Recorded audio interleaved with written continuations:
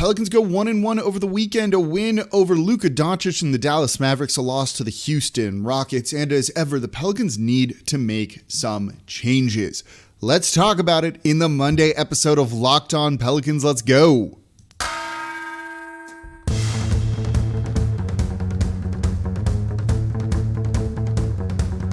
You are Locked On Pelicans, your daily New Orleans Pelicans podcast. Part of the Locked On Podcast Network, your team every day. Welcome to another edition of Locked On Pelicans, the daily podcast covering your favorite team, New Orleans Pelicans at NBA, part of the Locked On Podcast Network, your team every day, available wherever you get your podcasts and available on YouTube. I'm your host, Pelicans Insider Credential member of the media, Jake Madison, at NOLA Jake on Twitter, here with you all on this Monday, kicking off a week's worth of podcasts. And this episode of Locked On Pelicans is brought to you by TrueBill. TrueBill is the new app that saves you money by helping you identify and stop paying for the subscriptions you don't want or need. It can even help you negotiate better deals on those you want to keep. And thank you for making Locked On Pelicans your first listen every single day. We're free and available 5 days a week for you all. No paywall or anything like that. A lot of podcasts aren't even once a week right now talking about this team, but we're breaking it all down here in today's episode of Locked On Pelicans. Going 1-1 over the weekend, big win over the Dallas Mavericks and Luka Doncic, revenge for last Wednesday when they got just run out of the building, and then falling on the road to legitimately the hottest team in the league, the Houston Rockets, who have the longest win streak. But if looking at these games, and we're not going to recap them as much, but what are kind of the themes that come out? What are some of the big takeaways from this? And the first and foremost one is the Pelicans need to make some changes. So let's go through these games and talk about them to see why they need to make some changes, and then what sort of changes does this team need to make. So let's start with the win over the Dallas Mavericks, 107-91. This was a good game for New Orleans, right? No Josh Hart in this one, but other guys stepped up. You had a very kind of balanced team performance, and no one did better defensively than Garrett Temple in this. I don't think this dude should be in the rotation. I've said as much, and he was bad against the Houston Rockets, but he was really good in this game. He deserves a lot of praise. After Luka Doncic lit up Herb Jones on Wednesday, the Pelicans tried something different. One, good. Do something different when what you tried before did not work. Garrett Temple guarded Luka Doncic for the majority of this game and frustrated him. Luka scored 21, but it took 20 shots to do it. He had 10 rebounds, 7 assists, but he also had 7 turnovers. That's a bad game by his standards, including going 0 for 6 from 3. And Garrett Temple was the main guy that guarded him, the majority of the game.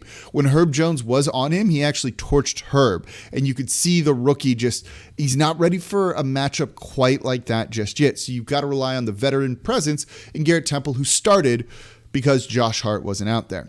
He didn't really give you much else. He gave you some rebounding, some other things. But look, that defense alone was worth it because it allowed the Pelicans to get a victory. You had Brandon Ingram score 24 points, and then more importantly, dish out 12 assists. Him being good is a theme right now.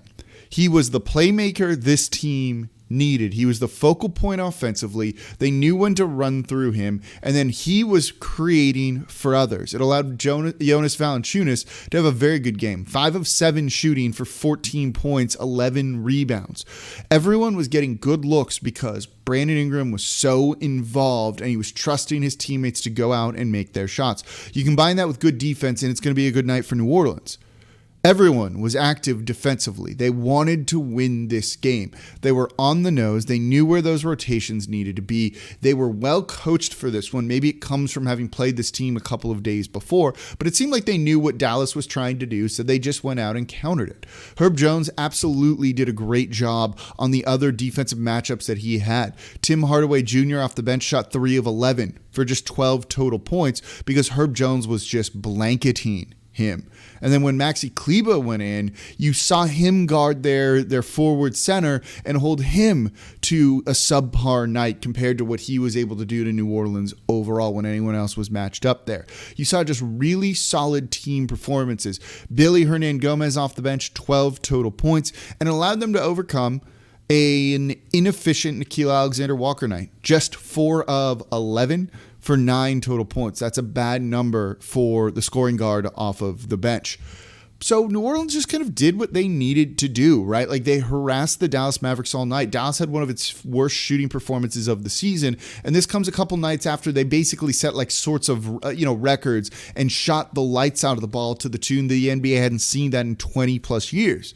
So when you can have that kind of turnaround, it shows what this team at times is capable of doing. They held the Dallas Mavericks to under 30% shooting, and most of those were contested, right? It was them knowing who to allow to take threes for an inefficient night, things like that. I loved what we saw from the Pelicans in this one, and forcing just enough turnovers to be able to get out and run and play a little bit in the half court to make their life a whole lot easier. 19 fast break points off 15 turnovers is a very, very good number for the Pelicans. Their bench stayed even with Dallas. Good defensive performance, just balanced scoring effort led by Brandon Ingram being a playmaker. Someone we know he's been capable of that, right? We've seen some big assist games from him. They kind of did it similar to what they do with Point Zion, right? Where it's like, he's the best player out there for New Orleans. Get the ball in his hands. When the defense has to adjust for him or tries to throw something at him, a double team or triple team, whatever it might be, he will counter that with making the right play. That's what Point Zion is, right? It's not him like running the offense, orchestrating the offense. It's get the guy with gravity the ball, let the defenses react to him, and then react to their reaction, find the cutters. Herb Jones is really good at this, right? Working off ball, being able to get the ball to that guy, and then it's an easy bucket. So we saw that against Dallas, but then we did not see a lot of this against the Houston Rockets. So you had a good BI performance, right? These are the things I want to talk about in today's show. An inefficient Nickeil performance and good defense. Those three things. Let's see how that held up against the Houston Rockets. Well, you know how it held up, but let me talk about it because there's other takeaways from that game as well. All right. So we will get into that coming up here next in today's episode of Locked On Pelicans. Before we do that, though, NBA fanatics, Pelicans fanatics, have you heard about PrizePicks? PrizePicks is daily fantasy made easy. I love this, and I know you will too. PrizePicks has the best NBA DFS prop game on the market, and they offer more NBA props than any other DFS prop operator. And all the superstar players, as well as bench players, only recording a handful of minutes each game. And they have basically any prop that you can think of. And so anyone who makes a deposit and uses the promo code NBA, you get a 100% instant match on your deposit up to $100. So you put in $100, use the promo code NBA, you're going to get another $100. And it's really simple. You pick 2 to 5 players and an over-under on their projections, and you can win up to 10 times on any entry. And it's just you versus the projected numbers. This is what I love about this, right? Go for those kind of long shots, right? The under-the-radar guys where people might not know as much about them as you do. You know the Pelicans players, right? You're a big NBA guy. You listen, watch, you know this stuff. Go make some money by using that knowledge smartly over at PrizePicks. And they allow mixed sports entries. So if you want to take the over on, say, Taysom Hill rushing yards, you can do that alongside Brandon Ingram's over on the points because he's scoring so much right now. So you get to use the award-winning app on both the App Store and Google Play, and entries can be made in under 60 seconds or less. It's really that easy. PrizePicks is safe and offers quick and fast withdrawals. So don't hesitate. Check out PrizePicks.com. Use promo code NBA or go to your App Store and download the app today. PrizePicks is daily fantasy made easy. Today's episode of Locked On Pelicans is also brought to you by DirecTV Stream. Does this sound familiar? You got one device that lets you catch the game live. Yes, that is what I use to watch the Pelicans on a Fire Stick, I think. Another that lets you stream your favorite shows. Yep, that's just the TV and then Hulu and Netflix and all of that. You're watching sports highlights on your phone. You've got your neighbor's best friend's login for all that other good stuff. It's kind of annoying having to use multiple remotes, switch through multiple things, try and remember where everything is. So that's why I want to tell you about a simple way to get all that entertainment you love without the hassle, and it's a great way to finally get your TV together all in one place. It's called DirecTV Stream, and it brings you live TV and on-demand favorites like never before, so you can watch your favorite sports, movies, and shows all in one place. That means no more juggling remotes, no need to buy another device ever again, and the best part, no annual contract. Also, the only streaming service right now that has Bally Sports New Orleans. So get rid of the clutter and the confusion and get your TV together with DirecTV Stream. You can learn more at directtv.com. That's directtv.com. Compatible device required. Content varies by package. All right, thank you for making Locked On Pelicans your first listen every single day. We are free and available on all platforms 5 days a week. Not once a week, not once every 2 weeks, not maybe once a month. And you don't have to pay anything. There's no paywall, right? You want to hear about the team, you want to know more about the team, you can come here for free Pelicans talk every single day. So subscribe wherever you get your podcast. Make Locked On Pelicans your first listen. And for your second listen every single day, go check out the Locked On Saints podcast with host Ross Jackson, breaking down everything black and gold. Okay, so we talked about the Pelicans win over the Dallas Mavericks. Good team performance, big performance from BI as a facilitator, good defense. Carry this forward to an inferior opponent, a team that is worse than you, a team that at the time was one of the worst teams in the NBA, in the Houston Rockets. They have started to play better, right? They're on a 6-game winning streak after this one, 5 going into it, but still New Orleans has more talent. And they pretty much got run out in this one. This is where you see the flaws of New Orleans readily apparent, right? There's only so much good players can do, and Brandon Ingram tried to carry this team. He was awesome. 40 points on the night. He was 15 of 28. 5 rebounds, 4 assists, not one turnover in a 40-point game where he took 28 shots. The usage rate, which I don't have yet, has got to be through the roof, and to not have one single turnover is really a testament to how good he's been. And Brandon Ingram has been really, really good recently. Over his last 4 games now, he is averaging 30 points, 5.5 rebounds, and 5.8 assists on 54% shooting, 38% from 3, and 82% from the line. Those are unbelievable numbers. We know what he's capable of doing, right? And that can take you pretty far. But you need other guys to step up. And basically, other than maybe Valanciunas, no one really did in this one. This is where you saw why I'm so frustrated with the Pelicans' backcourt rotation, why I want to see Garrett Temple out of there, because as good as he was defensively against the Mavericks the other night, he was flat out bad defensively in this one. And he's been bad defensively overall this year. He has a moment or two where he makes the right play, but he was not good in this game defensively. He made the wrong reads. He made bad rotations. And at this point, he should not be in the rotation very much because you have young players who can make those same mistakes that Garrett Temple gives you. They have been significantly worse as a team with him on the court than off the court. He tanks them both offensively and defensively. So yes, he had a good game against Luka, but he was bad in this one. He'd been bad in the 4 or 5 games leading up to that Dallas Mavericks win, and it's not even close. Like, teams and players are shooting like 90+% against him that aren't named Luka Doncic. That's a real bad number. He played 32 minutes in this game. He scored a total of 5 points. You can have Kira Lewis Jr. make those same mistakes that he does. You can have a guy like Trey Murphy, who got some run in this one, make those same mistakes that he does. There's just no reason for him to be in there. But you also got nothing from Devontae Graham. He was 3 of 13 on the night, 9 total points, 3 of 11 from deep. That's a bad number too.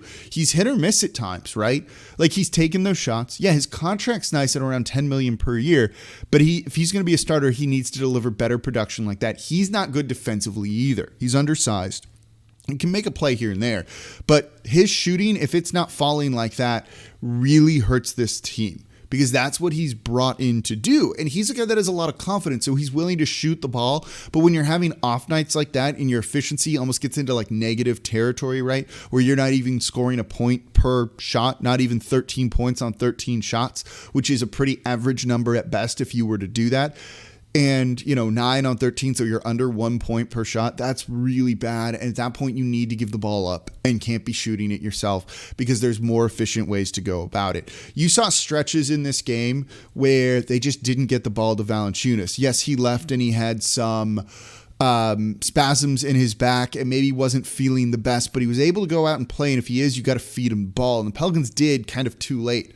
There were times when it was him, Devontae Graham, and no Brandon Ingram out there. And instead of getting him the ball, the team was just taking shots early on in the shot clock that were bad, including Nickeil.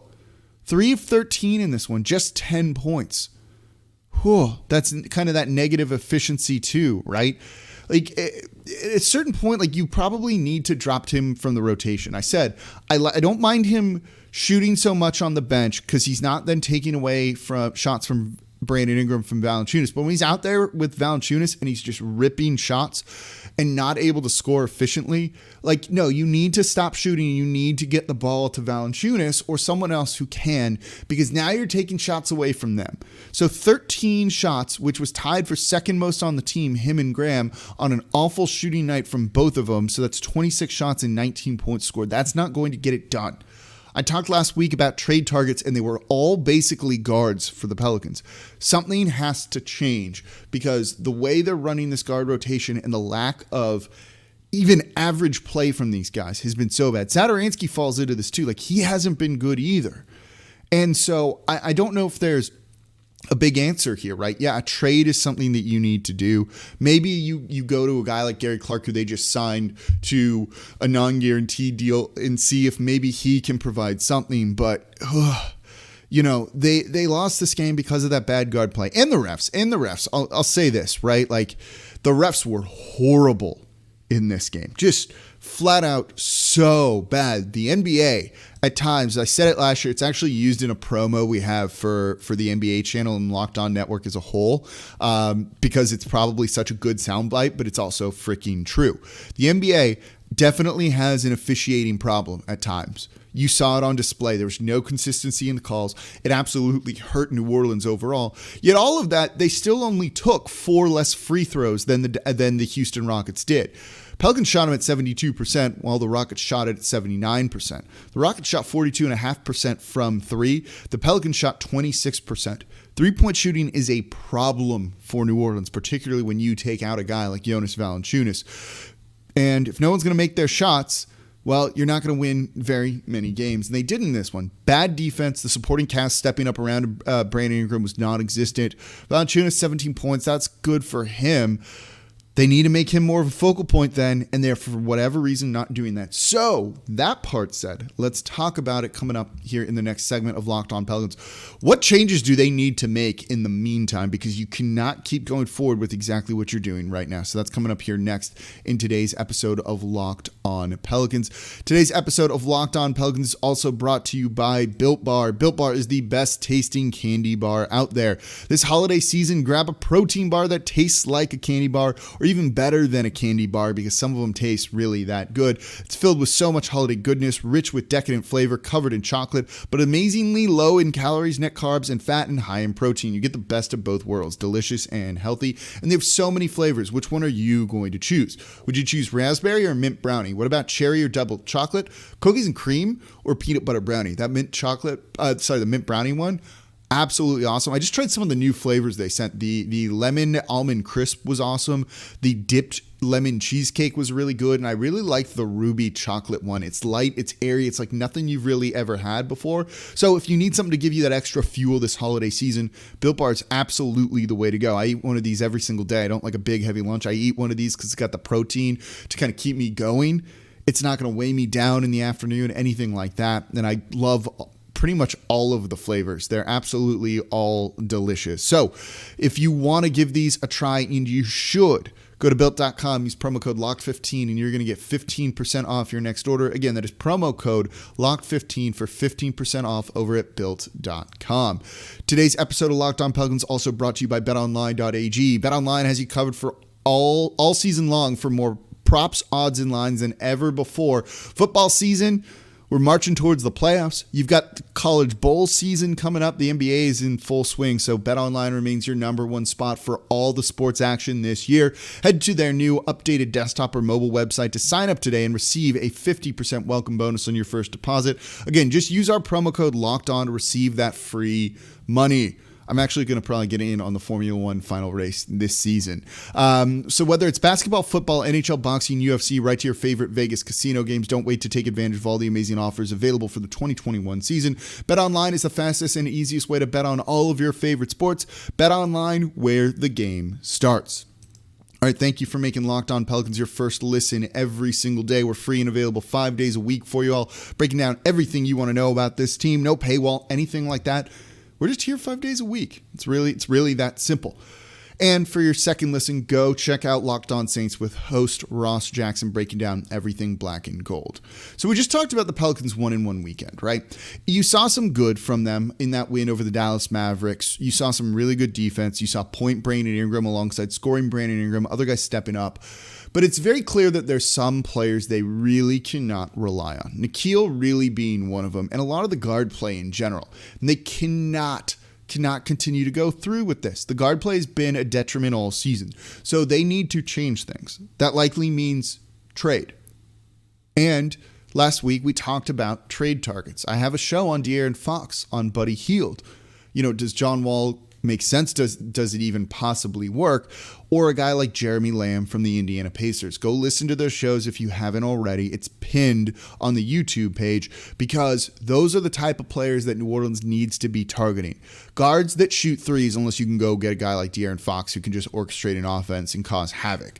But you need guard play, particularly consistent shooting guards. So what do they do in the meantime, right? Like a trade's not going to happen tomorrow. It's probably not going to happen till the trade deadline.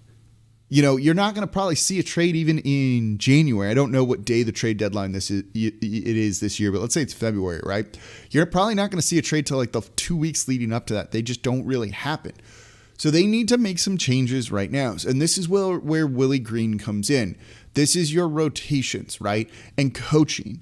And so when you have Valanciunas out there without Brandon Ingram, and he's got a guy like Nickeil with him or Devontae Graham, because look, while you should drop Nickeil, there's like no one else to play.